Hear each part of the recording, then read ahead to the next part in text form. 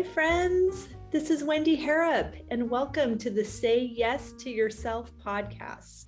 On the Say Yes to Yourself podcast, you'll hear stories from women just like us who are adding the practice of saying yes in their daily lives in big and small ways, and as a result, are experiencing the truth that everybody wins when you say yes to yourself. Saying yes to yourself is a graceful unfolding, an intentional becoming of the very best version of you. It is my hope that in these conversations, we are able to find our truth and be inspired and empowered to live our very best lives. I'm so excited to go on this journey with you, and I look forward to finding a bit of our own story in each other's.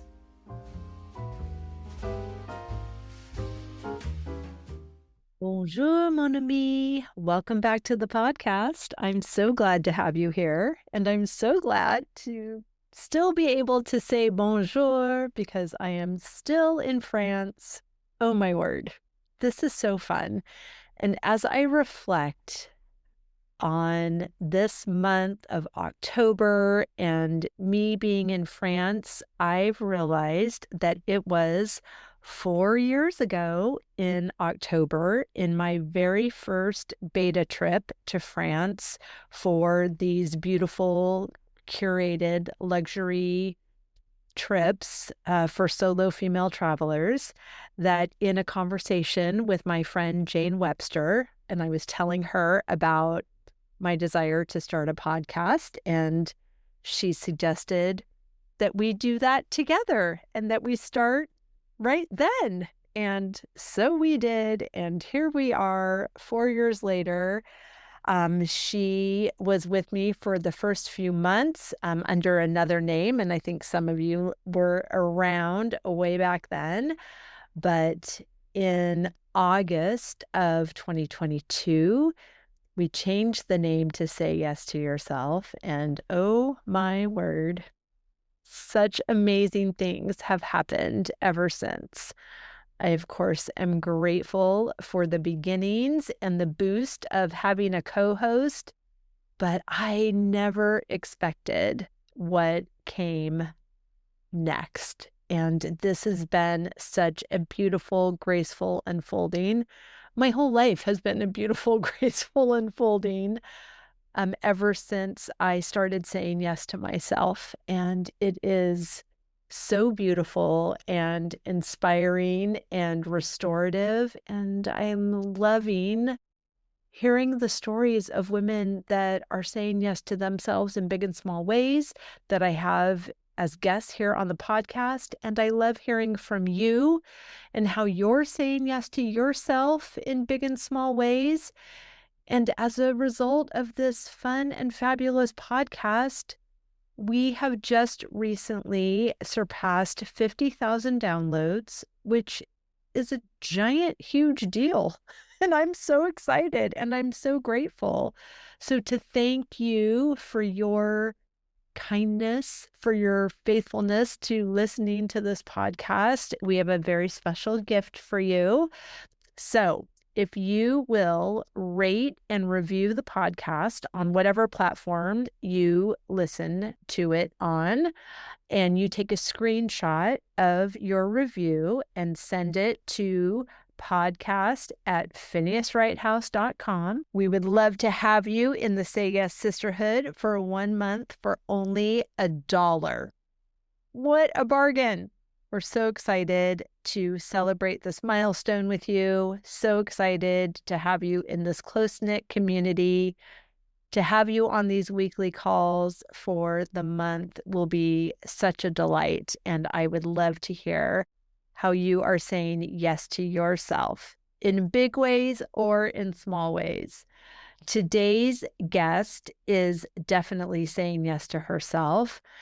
We have Lily Chandra today. She is the founder of Brahmi Skincare in Whistler and Cosmetic Energy Healing. Lily is inspired by her Indian heritage and focuses on essential oils from India. She's worked in the beauty industry for over a decade doing cosmetic energy healing facials. She was using other brands' products, but couldn't find one that met her high quality standards, so she created her own, Brahmi Skincare Whistler. She grew up with eczema and have been using natural beauty products for over 3 decades. She created Brahmi because she wanted a high quality, natural, and organic product that would not irritate her sensitive skin and give her glowing skin without any makeup. The result is a beautiful skincare line that rejuvenates your skin and cells, plus aligns you to a higher state of being. And if you go to her website, brahmarituals.com, you will see pictures of this gorgeous 49-year-old woman with no makeup on, and her skin is gorgeous. So she knows exactly what she's doing, and she is inviting us into our own experience and into her story. So I am delighted to share this beautiful conversation with Lily Chandra. Fun and fabulous Lily. I am over the moon already about this conversation. I'm so excited. We met on a Caribbean cruise earlier this year, the Abraham Hicks cruise, which was so fun.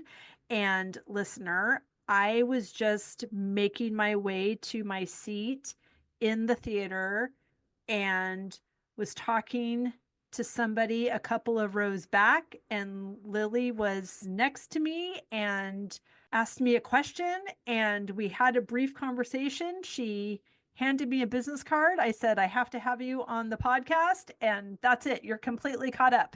So all of this is new and fabulous, and we get to know each other in real time together. Super long way to say thank you for being here. Thank you for having me. I'm really excited to be on your show. I love the quote unquote random ways that we connect with people and then find out as we hold space for each other how it would have been impossible for us to not connect. And I know that that's what this conversation is going to reveal as well. So thank you so much again for being here. I would love to start by asking how you are saying yes to yourself in this season. Well, that's a really great question. And I love that that is your opening question because for me, I was a single mom with 2 kids and I always said yes to my children. And I've Mm, decided to say yes to me. And believe it or not, that's one of the hardest things I've ever done in my life to pick right? me. I'm picking me. I'm choosing me. I'm turning 50 this year. And I'm finally empty nesting it for the first time. I started early. My kids are 23 and 26. So I have made a list of all the things that I still felt I wanted to do. And I realized there's this long list of I'll do it later, I'll do it later. So I started going through that list. And you know what? It's been really, really fun. Oh my gosh, I love that. We had a woman on the show, Stacy Berkovitz, that wrote a book called Naked at 50. But the year she turned 50, she made a list of 50 new experiences to have. And one of the last ones was to go to a nudist colony. So, Ah, hence the name of the book. But she categorized them, all of the things she did in the book. So, there might be a book in there for you as well. probably. That's so fun. I also love that, and I'm assuming this was your experience as well, that we realize that when we say yes to ourselves, everybody else wins. Like everybody wins. The Hmm. benefits of filling our cup first and giving Yes. from the overflow, giving from our saucer is a far more sustainable model than the conditioning we received growing up that is just give, give, give, give, give. And that's what it means to be a good person, a good mom, a good Christian, a good woman, whatever, a good friend, a good daughter, all like there are so many roles that we're requiring us to give 100% of ourselves. That is not a sustainable model. Yeah, I agree with that. And one of the things I realize is why I'm doing so much for others is because there's an element of guilt when it comes to my children. And Mm. another element of, I wish I had this. I wish someone had given me this. And so therefore I'm giving that to someone else. But what I have realized is just because you give something to someone, that doesn't help them. Maybe they need to go through that journey themselves. And there's actually a part of myself that needs healing in order for me to not feel the need to have to give something that I thought I needed. And maybe I did need that, but because I didn't have it, how did I grow and evolve to the person that I am now? So changing those two things has actually changed my energy, my mindset, and my belief about myself. So it's been really fascinating. And it actually is better for my children because now I'm not giving them everything they need because I feel guilty. I'm having boundaries. And I think that energetically helps them be stronger and shift for them something where they can actually just evolve more and more to the person that they are and who they're meant to become. Oh, I love that so much. How did you do that? And how did you witness your children experiencing you showing up in a different way? Yeah, so that's definitely very hard. I'm not going to lie. It's like training your dog or, by Yeah. leaving the house or crate training. It's very difficult because Yeah. they're so needy. And even though they're adults, they need me a lot, but it's different the way they need me. I can see that. And I think I just had to be firm and then realize that I have to be firm in saying no and switching the conversations or just being firm with myself to allow the energy to shift. That's all I think it was. I had to be firm in myself to allow the energy to shift. And I didn't even have a conversation with them. It was just me doing it for myself. Right. Oh my gosh, that's fascinating. How did you not have a conversation? Because you may have gathered, I am a verbal processor. I would have had a really hard time. In fact, I made a similar shift about 5 years ago, and it resulted in the ending of my marriage. And there were a lot of words around that, but they were more trying to convince the other person to support this new way of living because it was going to be so much better. But, Hmm. they weren't available for the change. Hmm. So, how did you? I'm just trying to imagine how that would be as a mom to not want to make sure that they understand exactly what your path is and so that they can be really Hmm. excited about how you're not going to do everything for them anymore. I think if I had the conversation, they would just be like, whatever, and roll their eyes. So Right. I feel for me, I just had to disengage because I do Yeah. everything for them. I really do. Being a single mom and having two kids, and I just did everything. And their father's not in the picture at all. So really, it was just me and them. And that's why I say a lot of what I was doing was coming out of guilt. And so Right. for me to realize that what I was doing was not allowing them to be the best versions of themselves. I think that was the turning point for me. But to tell them that when their mother does everything for them, why would they want their mother to stop doing everything for them? Right, That doesn't right, make sense. exactly, exactly, exactly. And I think that's where we get in trouble because we think we need to explain, we think we need to convince, we need to bring them over to our side of the Hmm. argument so that they think it's a good idea.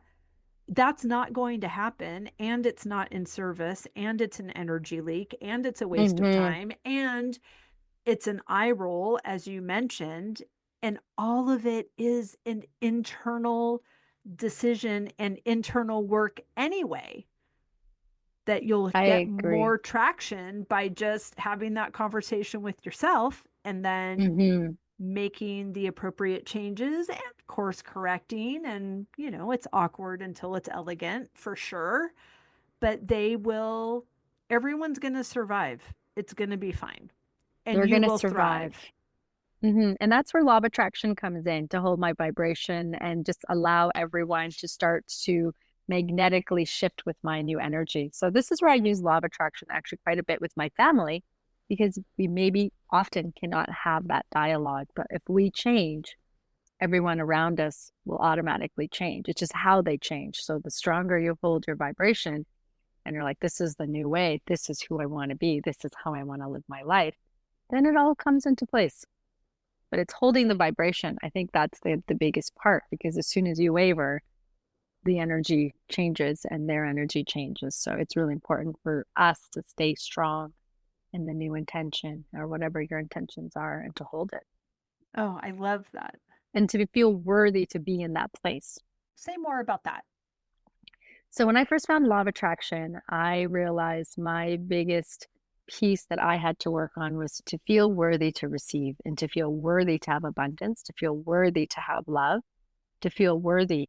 And so one of the reasons why I believe I manifested a partner that is no longer in my life, that I have 2 kids with, is because maybe I didn't feel worthy enough to have someone that would be around who would be a good father to my children. So I went through a lot of self-analysis and looking at where my self-worth was sitting.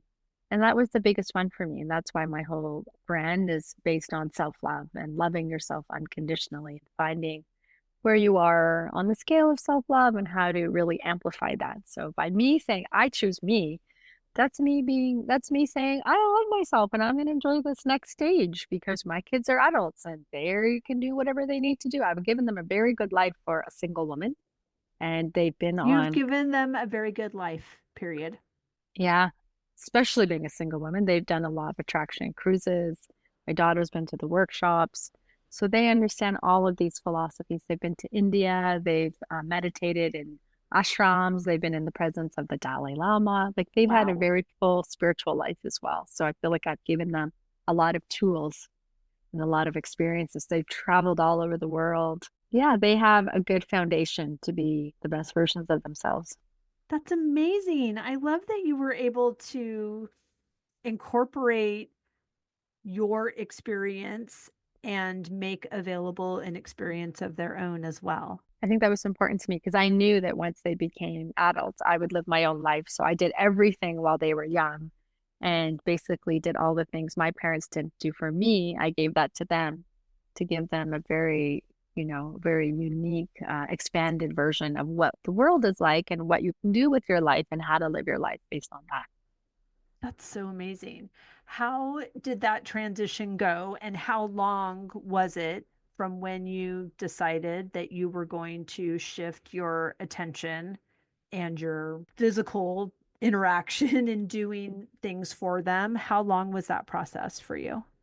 It was very short, maybe like a year. Amazing. So my Amazing. son was living with me, and I decided that it's not in his best interest to live with his mother, even though there was a separate suite, but he wasn't holding up to his end of the bargain.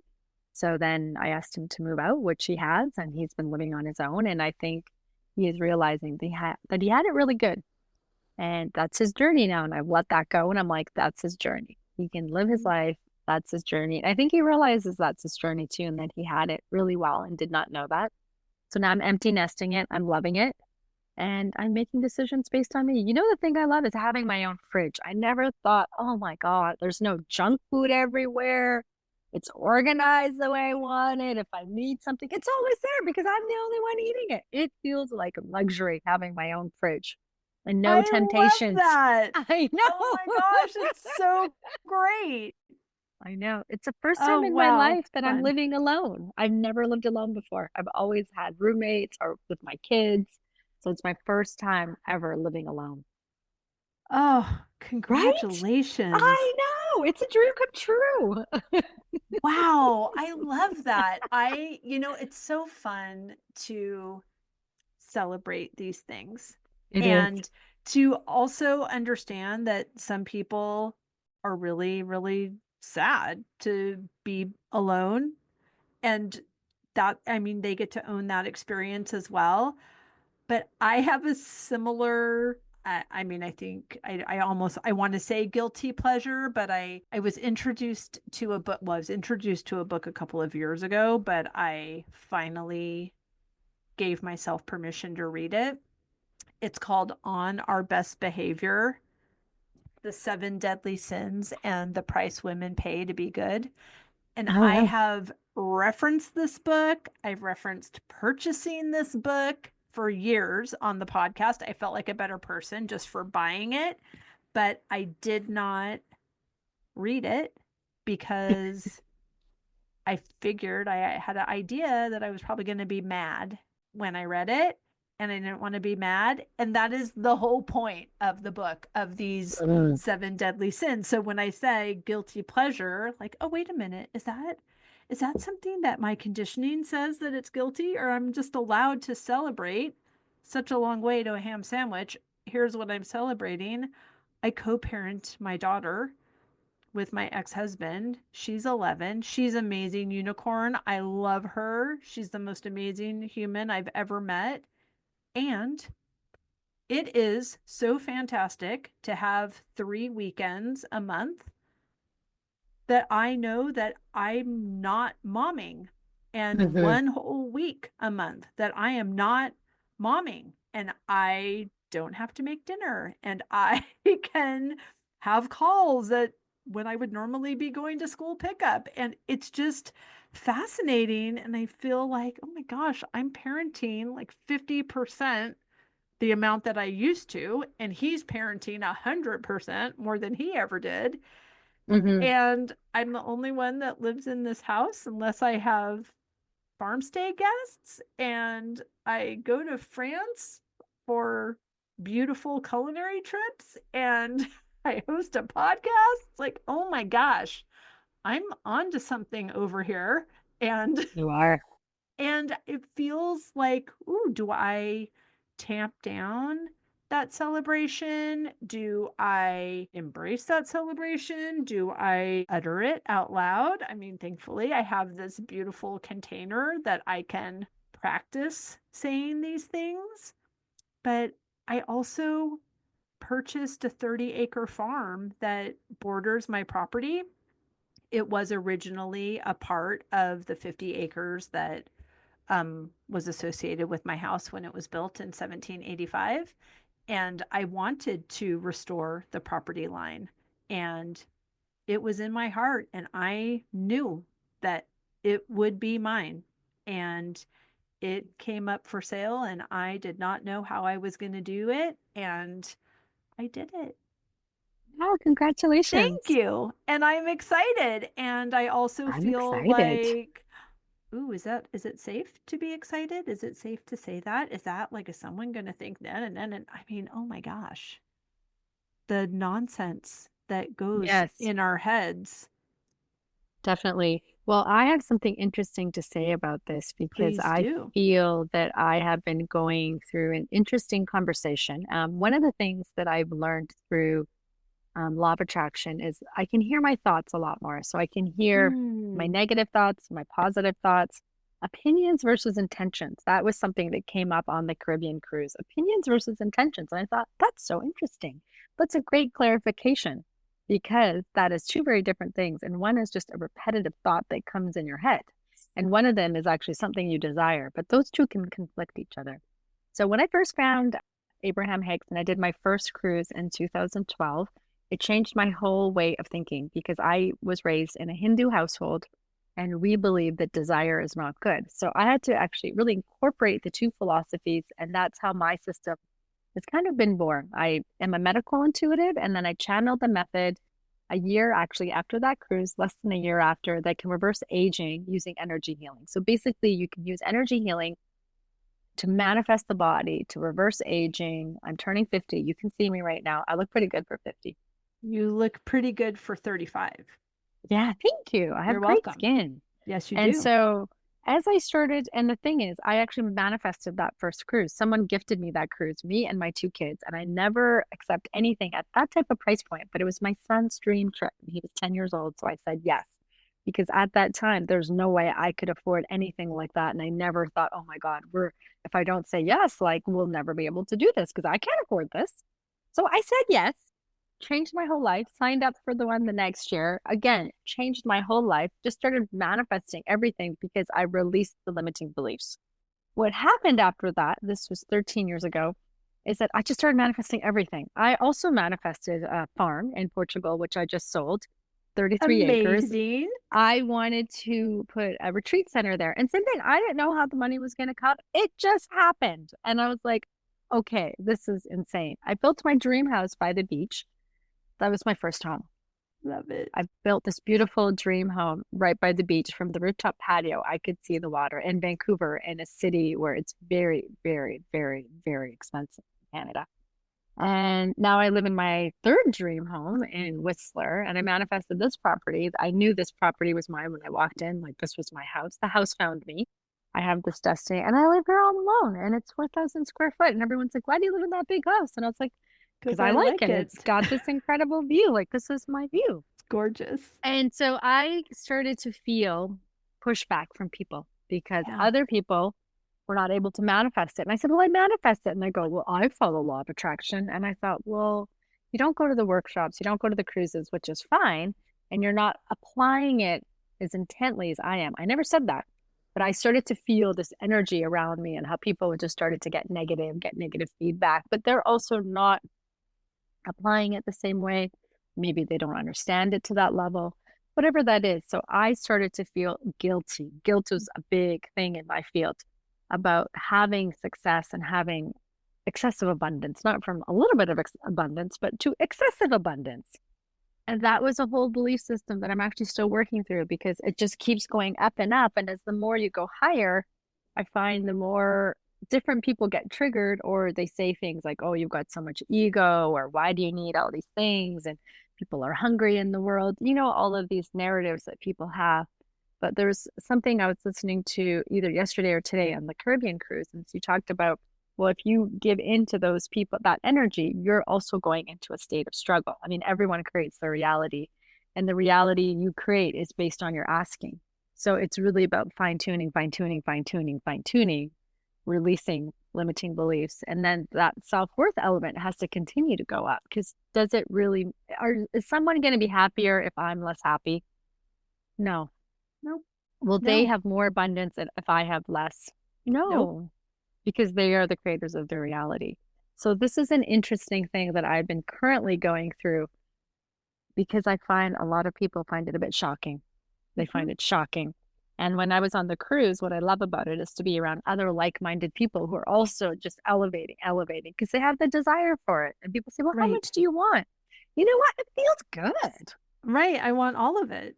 It feels good. It's actually, you're denying yourself your natural source connection by Yep. saying no. This is what I've noticed. You're just Right. And that's denying why it yourself that feels connection. awful. Yes. It feels awful to say no because you're supposed to say yes. You're supposed to say yes. And if that's how the universe delivers it, that's how the universe delivers it. The universe is abundant. No one ever says there's not enough oxygen to breathe if you breathe twice as fast as me. Does That's anyone right. ever say that? Nope. No. Does Does everyone say, anybody? I just want enough oxygen to get by? No, because No. we know that oxygen is limitless. In the same way, this is what I figured out. Abundance is limitless, and abundance is really your connection to your divinity. So when you are connected to source or soul or your divinity with a positive thought, like in your best positive mindset, that's what you're going to bring in. So that is the relationship of abundance, your connection to source with your connection to that high vibe place. So it's all about maintaining that. So the higher you maintain that, it's like the more oxygen you get. It's like when you're running and you're like, okay, I got to just take some deep breaths in, get that oxygen into my lungs. There's no limit of oxygen. And we have to think of money like that. And if you actually pair those two, you go, oh, I get it. It's just oxygen. That's all it is. It's just oxygen. Yes. And yes. And yes. I love it so much. And it's true. It's It's true. true. And I know that sometimes our experiences are not a reflection of what we know to be true. So for Mm-hmm. you, how do you bridge that gap? Or how do you get back to what you know to be true? I mean, all of this, everything that resonates is just because we're remembering what we already know. It's not Agree. there's a new piece of information that someone's been hiding. It's actually Totally. like, oh, oh, I remember. I remember who I Yeah, am. And we are all just leading each other home. Like that's we all are. we're doing here. So when we have the understanding, the knowing, the certainty that the abundance that is there for me has my name on it. It's not Mm-hmm. anybody else's. I'm not taking it from them. You take a piece of the pie, I take a piece of the pie. The pie is whole again. All of these things that we know to be true. It is the leading edge of thought, and there's Mm-hmm. never a crowd on the edge. Like we know all of these things. So, how do you continue to find your balance? So, obviously, when we're having a conversation like this, I don't feel like I need to catch my balance because we're Yeah, going in the same direction. The wind is at our totally. back. We're good.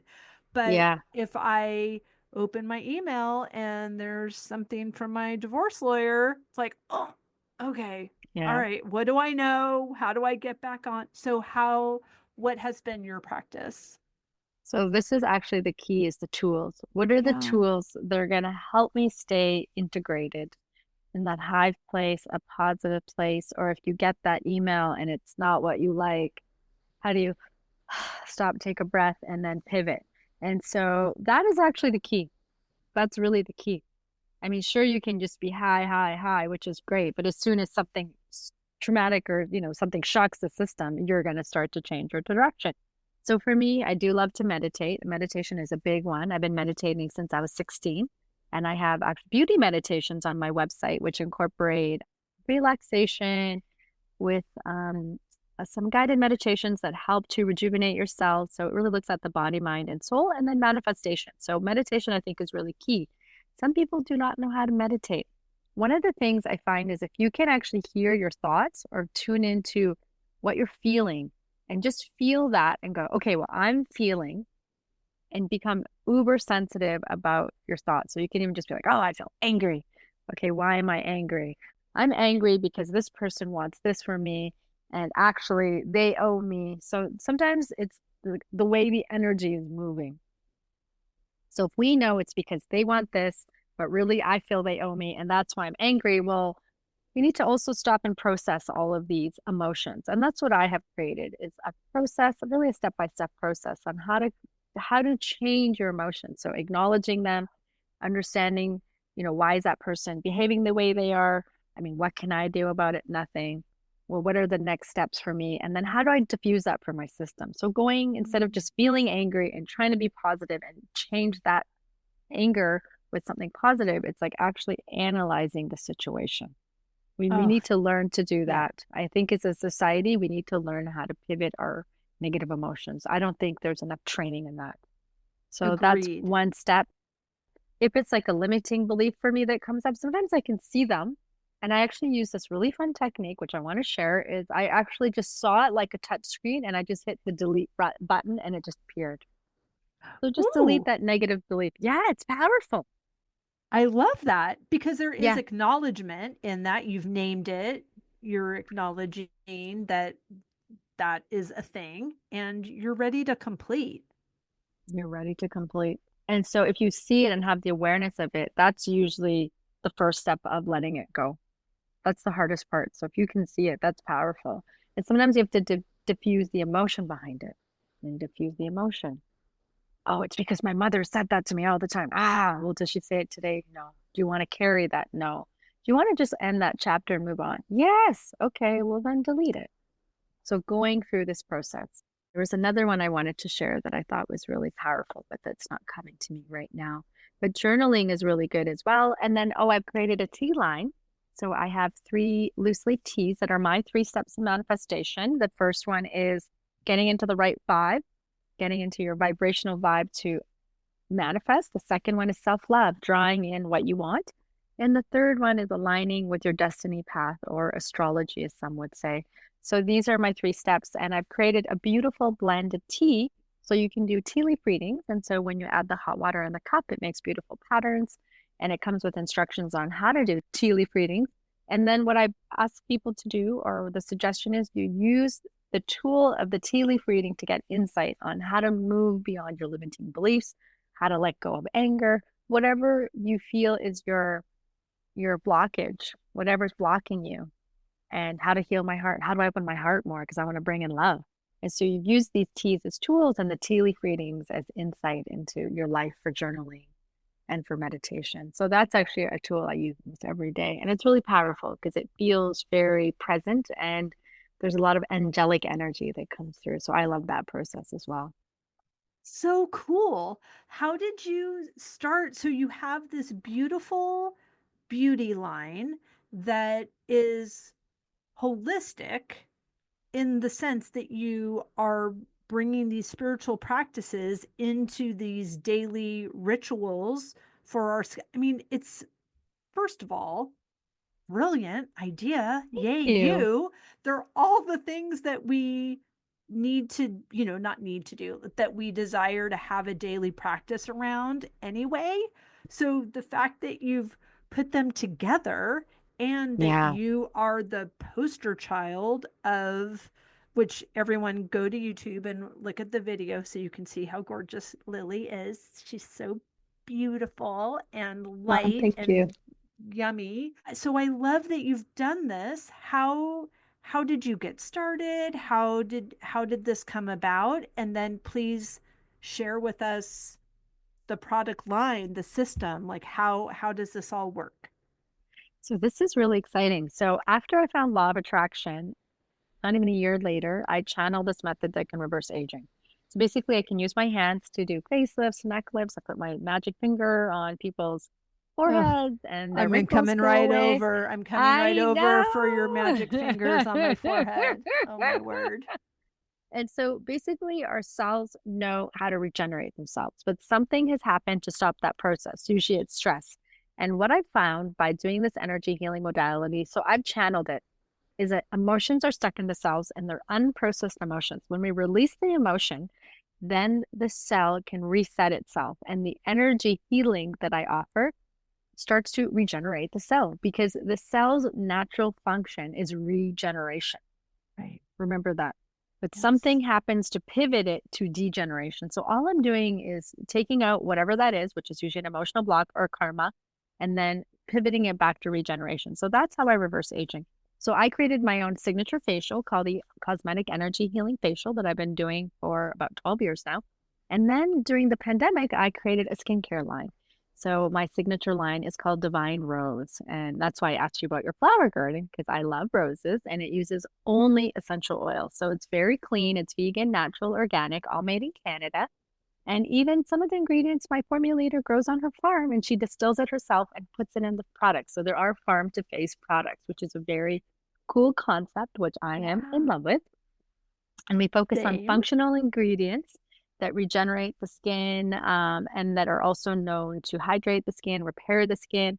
So we're not using fillers. You won't find any water in our formulations except for things like lavender water, chamomile water. Because if you look at your skincare, I bet you the number one ingredient is water. And the thing with water is once you have water in there, you have to have a chemical to stabilize it. So you have to have preservatives. So 4 out of my 5 products are oil based, so we don't have to have any preservatives. And they're very natural and they're made with edible ingredients because what you put on your skin goes into your body. And most people do not know this. So you should be able to eat everything you put on your skin. And Mm. that is a big aha. So a lot of people who cannot use any products can only use mine because of the quality of the ingredients that we use. They're very, very high quality. So I have a beautiful face serum that you can put when you after you wash your face. It's very beautiful, very hydrating. It's very popular, and the calendula is made on my formulator's farm. The calendula helps to produce collagen. And then I have a face cream and it's in an aloe leaf based juice. So what that does is it is more hydrating and it's a very, very hydrating moisturizer, which I love. And then I have a lip plumping balm, which has energy healing in it and it naturally plumps the lip without fillers. And then something I love called the 1111 Magic Balm. So I channel this, you put it on the 11 lines between your eyebrows and on your forehead wrinkles, and it awakens your third eye and connects you to your divine team. So it's a very, very special balm that has magical powers that you can use before you meditate, before you do rituals. And I've just released my new fragrance, which is called Darshana. And Darshana means union of the self, and it's designed to smell like a temple in India. Because when you go to India and into a sacred temple, there's these beautiful flower stands outside that you can offer the flowers to the deities. Women have beautiful jasmine strings in their hair, and they have a ladies' queue and a men's queue. So when you're in the ladies' queue, you get all these smells of jasmine, and then there's incense in the temples, and it smells so divine. So I made a fragrance that smells like a temple in India, and it has frankincense and sandalwood, like the incense you'd smell, roses, obviously, jasmine, and it's really divine. So when you put it on, it awakens your heart chakra, and it's a reminder that you are a temple. Oh, that's beautiful. Yeah, I I love it. love that. Oh my I gosh, do it's too. so fun. Yeah, it's made with all pure essential oils. So a lot of the fragrances that you buy are in alcohol, and they take actually just a fragment of the chemicals from the flowers. So like the rose has 400 chemicals. They take a small fraction, put it in a lab, and then manipulate it there. So we are using two of the best rose absolute oils that you can buy. And the rose takes 5,000 kilos of rose petals to make 1 kilo of oil. It's so fascinating, and thank you for explaining that because I think that there are some things that we do without thinking and Yeah, not even blindly, but just I'm not a bad guy, so I don't think bad things are going to happen, or I don't think totally, somebody's like putting things in my food that I shouldn't eat. Like you're allowed totally. to do that? Oh my gosh, bad I form, agree. right? So I feel like kind of an idiot when I find something out that oh gosh, everyone probably knew that except for me because I just thought everything was fine. I never thought of oh wow, I should be able to eat everything I put on my skin. I do Hmm. know like about sunscreen. I'm really careful because you put it on all of your skin and you don't want those chemicals. And I think more happened when I became a mom. I Hmm. just started paying attention more. But I was just reading something today from Adriana Schumann, who was on the podcast earlier this year and a presenter at one of our Say Yes summits in April about coffee. And she was talking about this Purity Coffee brand because the pesticides that are sprayed on the coffee beans, and there's mold, and there's like all of these impurities that are in the coffee beans that are not regulated in some manner or whatever, and Hmm. that it's causing weight gain and all of these things. And I thought, oh, good night. I can't even like now I have to police my coffee also. What is happening? So I'm appreciative of the reminders. I'm appreciative of the responsibility that I have to be aware of well, I don't have to be in fear. No one's trying to poison me, whatever. Like, I'm not available for being sick. I'm not available for something in my coffee making me sick, but I want to be mindful and intentional about what I am doing and what I am using. So I'm so appreciative of all of the intention that has gone into your products because and I also love a story. And then of course, your products are my favorite products because I know you. So that helps me feel good. So all to say, thank you. Thank you for doing this and also for sharing the process because it is enlightening. And that's what I realized when I became a beauty founder is that there is a lot of chemicals in the products we use and no one has any clue. And basically, I'm going to be honest with you, the Mm-hmm. beauty industry is owned by men. They're owned by men. And what they want to do is make us feel insecure and make us feel like we need to buy 100 products so that we are worthy. And the reality is, you do not need 100 products. But if they can sell you 10 products for your morning ritual and 10 products for your evening ritual, that's 20 products they've just sold you. So the goal really for a lot of these beauty companies is just to make women feel insecure so that people spend more money, which increases their bottom line. And if you actually research it, most brands are owned by men. It's fascinating. I was shocked. Fascinating. It is It's fascinating. fascinating. Right? And It that's makes me mad. it makes me And mad men are too. lovely and I love them and they're fabulous They and are. they're doing the best they can with the tools they have. And I'm sure the first guy thousands of years ago that, translated a Bible verse in his own favor or started some sort of, I don't know, power hungry sect that made women feel small or be small, all these things. I want to say that they were well meaning, but I don't have to see it's that book. It's the I'm on my best behavior. I don't want to offend a man by saying I'm mad. So let me just rephrase this. That makes me mad. It makes me mad too. So, what I love about my brand is that it is 100% female founded and it's South Asian owned. I'm the South Asian. And there's a very small amount of South Asian beauty founders. And believe it or not, a lot of the brands out there are not 100% female founders because it's harder for us. Right. I'm a small company trying to compete with big companies who can produce something for a lot cheaper because they're making so many units. But the Right. thing people need to realize when they start making this, when they make their decisions is what's in it, who are they supporting? Yeah. How are we going to change the industry? I really think it's important to shop indie brands. I agree. I think consumers need to really think about the purchasing power they have. Yeah. Agreed. Back to the chemicals, only because Mm-hmm. I was just remembering. And one of the things that made me start thinking about what in the world is in the stuff. I don't even wear makeup. My mom didn't wear makeup, Neither. so I didn't know how to do it. But Amelia loves makeup. She's 11. Mm-hmm. She's having the best time. Yeah. But I don't want her just putting any makeup on. Like, I want it to be good for her and safe for her and all of those things.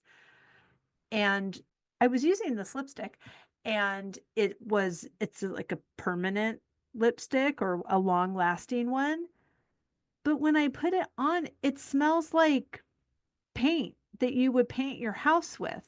And I just thought, for goodness sakes, that can't be good for my body. And it's on my skin, which is my biggest organ. And what is No. happening? Yeah, it's true. If you actually start researching what we put on our faces and in our bodies, it's really quite shocking. And so I also don't wear makeup because I grew up with eczema, which is one of the reasons why my products are so high quality because I can't put anything on my skin. I I can't have even wear, rosacea. yes. Oh, yes. So you'd love the face cream because there's Good. ingredients in there that are going to help you with rosacea. A lot of people have Nice. said that it's cured their acne. That's how good the Amazing. functional ingredients are. It's a very, very concentrated formula because, again, without the water, we don't have to put the preservatives in, and then it uses less packaging because it's a sustainable brand. Everything comes in glass, and it's all recyclable. All the product packaging is recyclable. So one of the things that I learned as well is when we have lip products, you eat 20% of your lip products. So my lip balm is actually colored with beetroot, and we have a little bit of stevia in it for the flavor as well. But you would be surprised I don't even know how it's legally possible because if you look at skincare is in a category where it's highly regulated. The second you go to makeup, there's different rules because skincare, they want to look at it from research based. Everybody wants science backed ingredients. And so, in order to make claims, it has to be research based, science backed. You have to, test things in the lab. But with makeup, it's different because you're not making any claims about anti aging. So that's in a different category. So all of these cosmetic products have different rules and regulations. And that's what I realized is there's a lot of rules and regulations because it goes through the FDA in the US and Health Canada in Canada, and those are highly regulated bodies. The interesting thing is if to even research this on the internet, there's almost no information.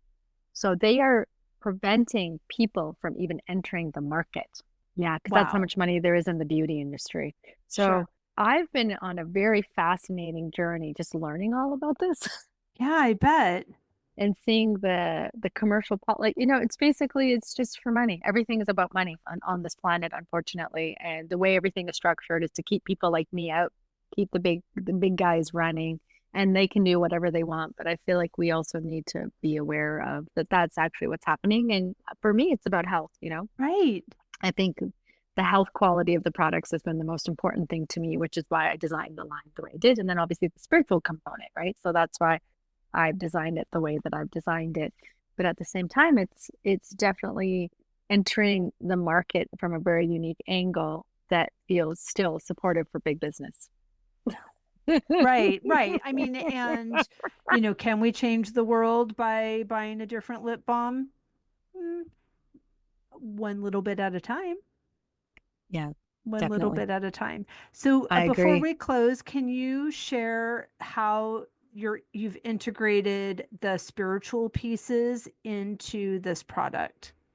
Yeah, so the brand is where beauty meets spirituality, and I decided to name it Brahmi. And Brahmi is the feminine version of Brahma, which is the Hindu god that created the universe.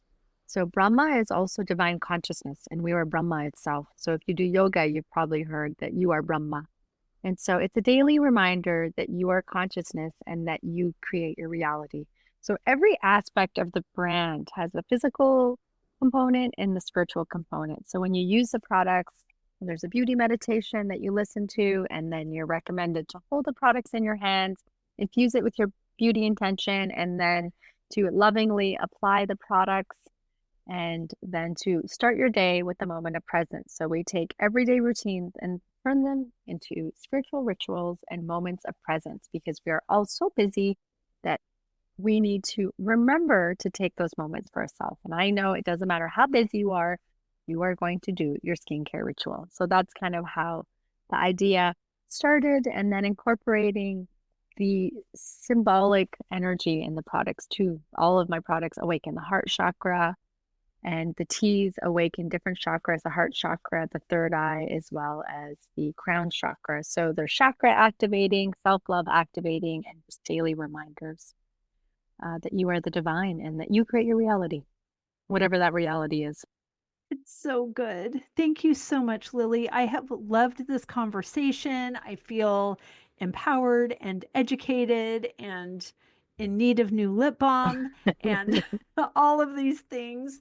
Thank you so much. Please tell everyone where they can find and follow you, how they can get your products, all the good things. So you can find our products online at brahmirituals.com, and all of our social media is also Brahmi Rituals. So Instagram, YouTube, TikTok, LinkedIn, and I have a lot of videos online where you can watch me do my energy healing facials, and you're welcome to follow along using your Brahmi Rituals products. All of the products have energy healing in it. So when you follow me and do the facials, you're activating the energy healing that's already in the products. And I ship to Canada and the US. Yay! That's so amazing. Thank you so much. We will Thank link you. everything down in the show notes. Thank you so much for being here. I appreciate you. Thank you so much for having me. I had a wonderful conversation with you.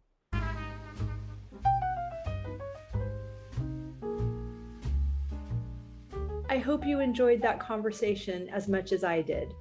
As always, any links or notes mentioned can be found at phineaswrighthouse.com in the podcast section of our site or in the show notes below. And if you haven't connected with me personally, come find me on Instagram at Phineas Wrighthouse and let me know you listened to this episode. I'd love to get to know you. Thank you for sharing this time with me. I know your days are full, and I'm really grateful that you chose to spend some of your precious time right here. Be sure to subscribe to the podcast so you don't miss any of these delightful conversations. I'll see you next week.